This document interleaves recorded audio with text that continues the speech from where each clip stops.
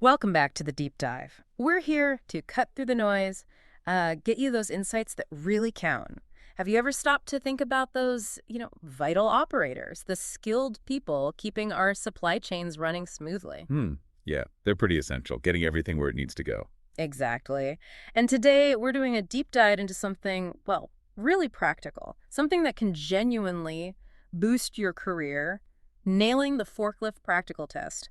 Our mission here is simple. We've looked at expert advice, figured out the most common mistakes people make, the ones that often get overlooked, and we're giving you a kind of shortcut to feeling confident and ready. It's a good focus Oh, because that license, it's more than just paper. right. It's a real asset. Boosts your knowledge, makes you more appealing to hire, saves companies training time. And potentially means better pay, which is always good. Definitely. But here's the thing that really stood out from our research. It's fascinating. A lot of people don't fail their first time because it's like super complex machinery. No, it's often the simple stuff. Exactly. They stumble on the basic instructions, the fundamental safety measures. The seemingly obvious things become these huge hurdles. That's spot on. And, while you definitely need skill to operate the forklift, the test itself often digs a bit deeper. It's looking at your grasp of safety rules, your discipline in following procedures, less about raw talent, maybe, and more about being meticulous with best practices. Meticulous, yeah. That's a good word for it. And these basic requirements, they're absolutely crucial, not just for passing, but for actual workplace safety. They're there to prevent accidents in the real world. Okay, let's get right into it then, starting right at the beginning, even before you get into the seat. Our sources say the first thing examiners notice is just your basic approach, your mindset. Right from the get-go. Which brings us neatly to mistake number one. Mhm. Poor forklift operator behavior. And this isn't just about how well you can drive the thing, it's your whole attitude towards safety. Yeah, if you seem flippant, like you don't really grasp the risks. Even perfect driving might not cut it. They want to see professionalism from the start. Precisely. It's all about respect. Respect for this, let's face it, potentially dangerous piece of equipment and the environment you're in. Think about the seatbelt, for instance. So basic. But forgetting it, that immediately signals you're not tuned into safety discipline. Yeah, it's a non-negotiable first step. Okay, so staying with that pre-operation phase, mistake number two is failing to perform a comprehensive all-round check. This is that critical inspection before you start the engine. The guidance is really clear. You should get an approved checklist, Standard procedure. and if you don't, you stop. You ask for one. You don't start the test, or even a regular shift without doing that check. Absolutely. Skipping it isn't just bad practice. It's a big penalty on the test. Usually costs you 5 points right there. 5 points. Wow. Yeah, because that check is your first line of defense. It shows you understand the machine, you know what to look for. Maybe faulty brakes, a leak, Hmm. catching something before it becomes a problem. That's what they want to see. It proves you grasp the preventative side of safety. Okay, makes sense. So you're in the cab now, checks are done, ready to roll. But even simple moves have these critical safety steps. That can easily trip people up, surprisingly. Right. Like mistake number three, failing to look in the direction of travel. Now, this sounds almost silly, doesn't it? Just look where you're going. Seems obvious. But the research shows so many people fail their first test on this exact point. Why do you think that is? Something so basic. It's probably nerves, pressure. Yeah. You fall back on habit.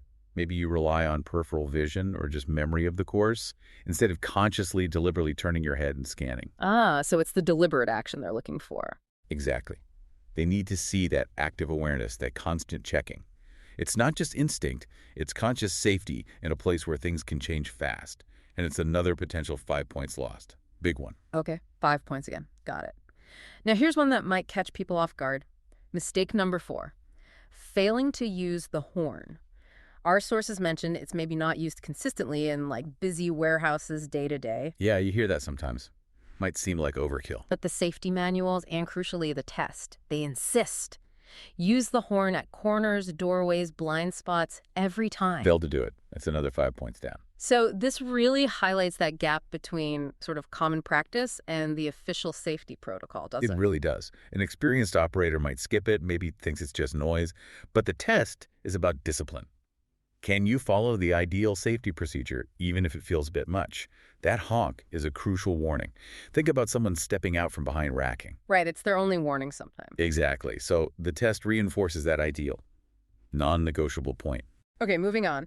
Now we're getting into the core function, actually handling loads. And this is where safety gets even more critical. Yeah, the consequences of mistakes here can be much bigger for goods and for people. So let's talk mistake number 5, operating hydraulic controls when moving. The guidance here is, well, crystal clear. This is a huge safety no-no. It'll almost certainly fail you. Instant fail, most likely. And the fix? Simple, but you have to remember it. Always come to a complete stop before you touch those hydraulic controls. Lifting, lowering, tilting, stop first. Absolute zero exceptions. And there's a very good reason. Physics. Lifting or lowering a heavy load while you're also moving. It drastically shifts the forklift's center of gravity. Suddenly. Dangerously. Ah, okay.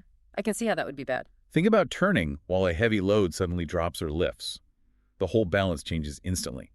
That's how tipovers happen. One of the most serious forklift accidents. Right, okay, a critical one to remember. Stop first. Following on from that, mistake number 6. Improper fork arm height when moving. So there are specific heights.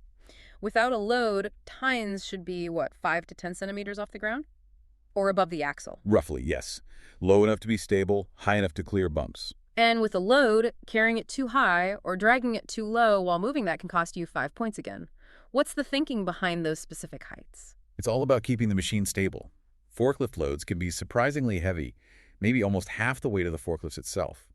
Carry that mass too high and you're basically creating a pendulum. Makes it much easier to tip, especially if you turn or hit uneven ground. And too low. Too low, you risk the forks dragging, catching on things, maybe damaging the load or making the forklift jerk. So that specific height range, it's the sweet spot for balance and clearance. Gotcha. Balance and clearance. Next up, mistake number 7. Incorrect tilt when traveling. So you need to tilt the load back a bit, right? Towards the mast, against the backrest. Yes, essential to secure it. Stopped it sliding forward off the forks. But you can overdo it, tilt it back too far, and that also messes with the center of gravity. Exactly. It's about dynamic stability. Tilting back secures the load, which is good, but over-tilting shifts too much weight to the rear. That can make the steering feel light, make it unstable on ramps, or even risk tipping backwards. You're looking for that equilibrium load secured, machine balanced. A delicate balance then. Okay. And then there's mistake number 8, touching the course, racking, or load. This bit of the test is all about precision, isn't it? Stacking, driving through the course, unloading. Precision and spatial awareness. And any accidental bumps, hitting the cones, the racking, nudging the load when you shouldn't, that's points off. Definitely points off. Although, we did see a note that a really tiny bump might be ignored if the rest of the drive is perfect. Might be. Don't count on it, though. No, definitely not. Because in a real warehouse, even a small bump can be serious. Damaged stock, weakened racking, hitting someone. Yeah, the test reflects that need for careful control. It's not just moving stuff, it's moving it without hitting anything. Exactly right. Finesse is key. Okay, so even stopping requires specific actions. Let's cover those. Crucial steps, even when stationary. Right. Which brings us to a sort of 2-part mistake here. Number 9. Failing to apply the handbrake or neutral. And link to that. Number 10. Not having the wheels straight. So whenever you stop to load, unload, or just park, it's neutral, handbrake on, every time. Every single time.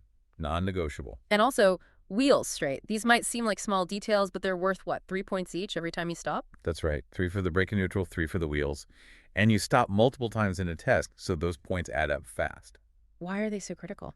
Well, the handbrake and neutral ensure the machine is totally immobilized, won't drift, won't lurch if bumped, vital on any slope or even flat ground.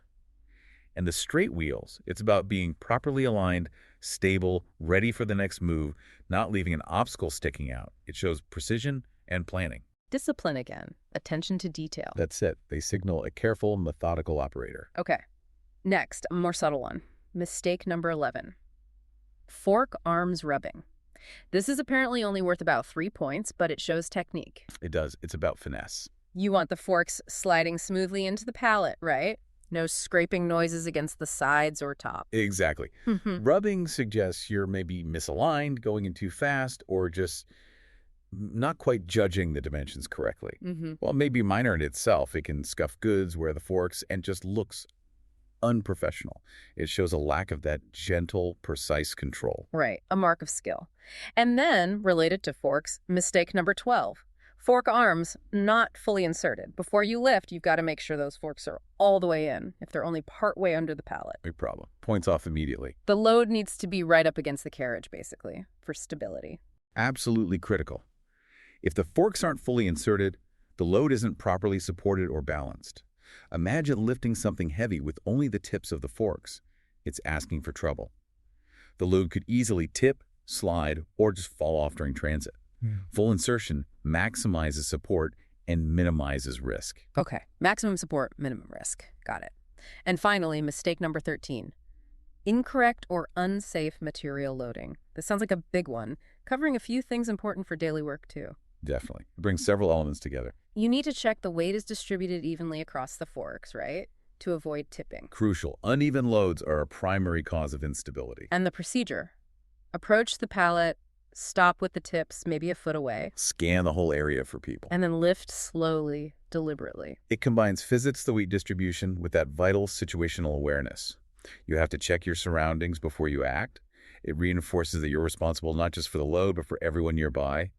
It demands a thoughtful, cautious approach every single time you lift. That makes sense. Okay, we've covered a lot of ground, a lot of potential pitfalls.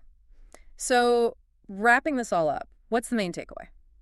The forklift test might look like this, complex maze of rules. It can seem daunting, yeah. But what our deep dive really shows is maybe it's less about absolute perfection on every tiny thing.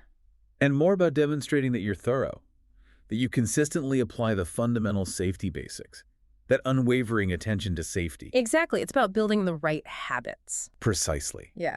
And this isn't just about passing a test. It's designed to instill a certain mindset. Diligence, discipline, that constant awareness.